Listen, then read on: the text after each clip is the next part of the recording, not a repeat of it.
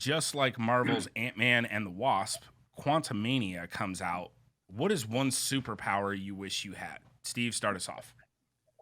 This is probably gonna be a super boring answer, but for me, it's time travel. Like I wish I knew when I started what I know now, right? If I could just impart this knowledge, and there's a little bit of envy. We got Ryan Zolan, right? He just turned 25 years old, right? And I was like, you have no idea how many people you look up to that would probably gladly trade places with you, right? To done what he's done by 25. And we had Max Volmer on the show yesterday. He's 24. He's already found financial freedom, right? So if I can go back in time and just talk to myself and impart that knowledge, I would say that would be the superpower I wish I had. Absolutely, you were correct. That is a very boring answer, but I will say this: shout out to my boy Ryan Zolan, co-founder, the Real Family Tree over at Real Broker. Next up, let's hope that we can go uphill because clearly we can't go downhill from that answer. What do you got for us, RJ? So it's funny because I've actually said this my whole life and it has nothing to do with business. So I just have to stick with it. If I could be one superhero, it would be Magneto.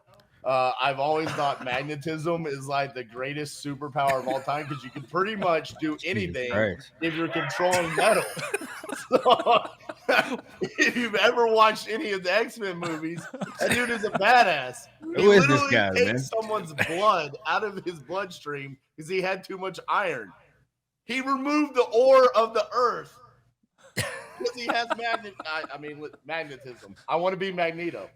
It's in line with titanium. I was gonna say I feel like there's an underlying reason why we got titanium investments over here now. I honestly did not think that this panel was smart enough to catch on to that. Kudos to you guys. Look, we're bringing the A game back this week. We are. All right, thank you for that extremely insightful answer there, RJ.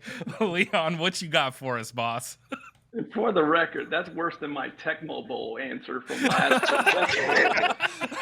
Walter Payton. I came into this knowing that I had one superpower that I wanted my entire life, but I was smart enough to come into this panel knowing that I needed to pick something better for business. So previously I would have said flying, but today for business purposes, it would be the power to read someone's mind. Think about that. Think about how much you could use that in your personal, with your wife, your loved ones, your family. You can manipulate a lot of situations in personal and in business. I mean, think about all those objections that people tell you, those smoke screens they give you, but you can actually read someone's mind and you know exactly what that objection is and you can overcome. The possibilities would be endless to read other people's minds. Going with mind reading, I like it. I really want to know what the other one was, though. Like, well, what was the other option on the table? I told you flying. Flying was always the one that I wanted as a superpower. Makes sense. All right, CJ, what you got for us, boss? Yeah, I too, like RJ, since I was a child, had a superpower I wish I had. And it'd be awesome if I had it right now.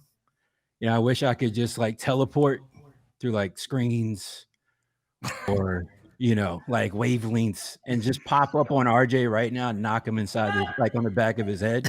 So then he could actually give us a legitimate answer other than being Magneto.